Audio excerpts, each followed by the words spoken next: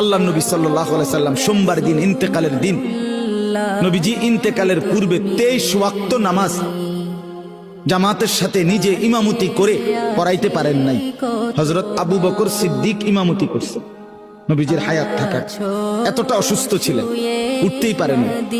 শেষ দিন সোমবার ফজরের ওয়াক্তে আল্লাহ নবী সাল্লাল্লাহু আলাইহি ওয়াসাল্লাম মসজিদে নামাজ শুরু হয়েছে ফজর। নবীজি ওনার স্ত্রী আয়েশা রাদিয়াল্লাহু তাআলা আনহা ওনার পিঠে বুকে মাথা রেখেছিলেন।